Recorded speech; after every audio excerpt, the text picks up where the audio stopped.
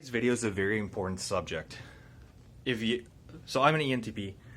If you're an ENTP, then you've likely heard the same criticisms that I have from elders, people older than you, people have control over you, your whole life.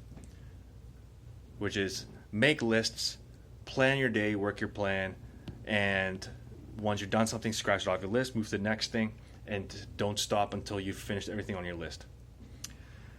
This is how judges work, and unfortunately in middle management, most middle managers tend to be judges, and they're going to want you to do things the same way that works for them because they can't possibly see a different way of also being productive.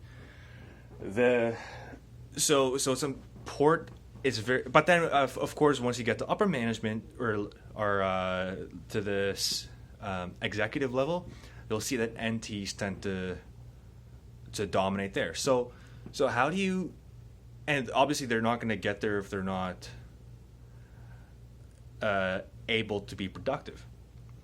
So you have to ask yourself, how are they able to do these things? And while I'm not quite at that level yet, I think for my age, I've been relatively successful. I mean, I'm 31. I owned multiple properties at the same time. Generally have a few different income sources at the same time. Have a decent net worth at this point in my life, and I'm not stressed financially. But at the same time, I'm constantly distracted. What I'm doing right now is a distraction. I should be I'm actually procrastinating from something else right now. But I'm going to tell you what I learned about myself, and hopefully you can apply this to yourself as well. But it's going to take some of your own personal reflection as well to figure out what works for you, because everybody's different. I don't expect what works for me is going to work for someone else. But what I know about myself is I'm always going to get distracted. There's no sense trying to fight it. I'm always going to get distracted.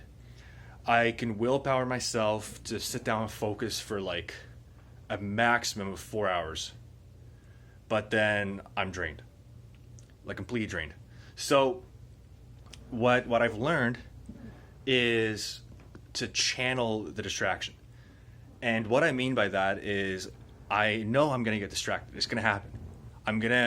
The way my brain works is like I'm constantly looking for new things to do, new things to discover, new things to try out, right? Like my brain is like completely like, I'm like a complete scatterbrain in that sense. But that doesn't mean that I can't be productive, because most of these things that I get distracted by I get distracted by because like I'm curious about it. I want to learn more about it. For example, this right now, the reason I'm doing this is like I'm actually making a video because I want to practice talking in front of a camera. I know I shouldn't. There's something else that I have to get done today, but I also just generally I like talking in front of the camera because it helps me practice. Because at some point I'm gonna be making more videos, so it's practice. And I know it's right now in this moment this is not the most important thing to do, but it's gonna help me down the road one day. But I'll get like throughout the day I'll get distracted by a bunch of things. So what I've found works the best is to control the distractions. So make sure that when I make sure that when I get distracted, that it's going to be by something positive, something that's going to contribute. So when I completely change what I'm doing, it's going to be by something completely that's going to actually help me, help a customer, help a colleague. So the way that I do this is I actually had to change my physical environment. When I started working from home, I'll show you.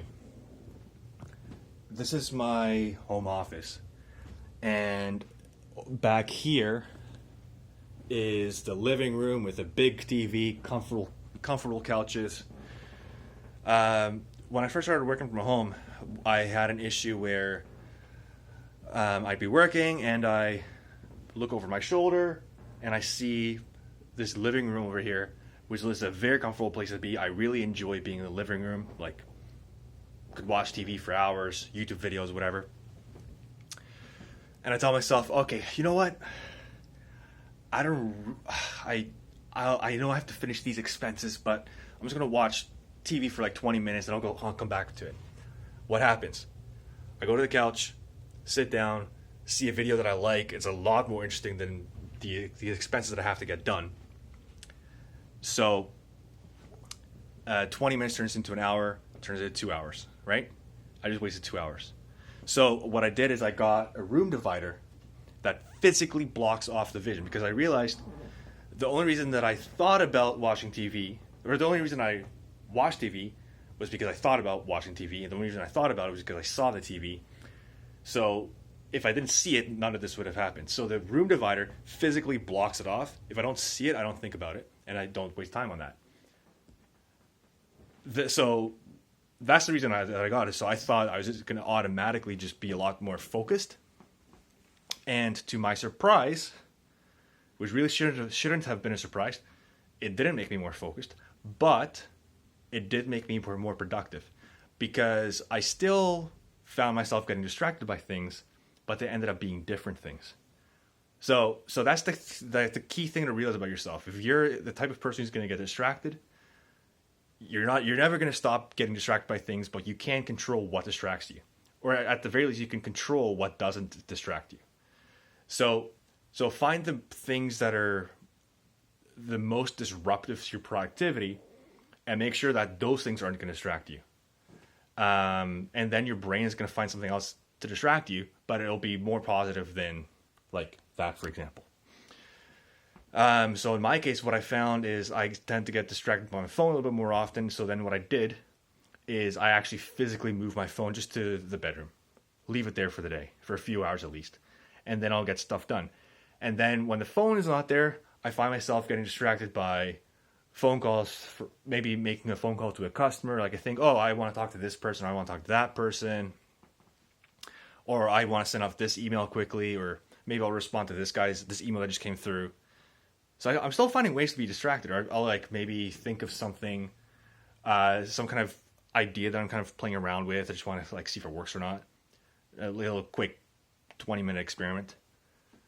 So I'm still getting distracted, but at least now that when I'm getting distracted, it's by more positive things. So now, and when I do these positive things, they do provide a benefit. Like I actually benefit from it. Yeah. Now, obviously, you can't just be distracted the whole day. You have to sit down and focus. So that's the next thing I want to talk about, is because, like I said at the beginning, judger types, they make a to-do list and they work off the to-do list. Now, that has not worked for me. Every time I tried, I just get so derailed from it and end up doing other things instead. So I've kind of given up on the to-do list.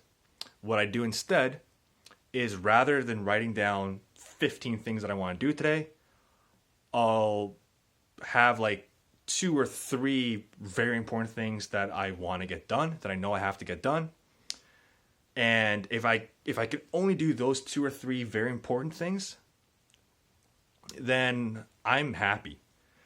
And typically, these 3 things, they don't actually take very long to do. It takes a lot more brain power to get myself to the point of actually doing it than it takes to actually do it. But as long as I get those 3 things done, then the rest of the day is open. And the rest of the day, I'm still going to be productive, because I'm still not seeing the living room. I'm still not seeing my phone. So I'm still going to do other things. But at least those few things are getting done. And I found that is the good middle ground, because if I don't focus on the important things, like the very important things, then things just become so chaotic, and it becomes like this massive emergency eventually. So the key is to not fight yourself, but to kind of like hack yourself. At least that's what I found.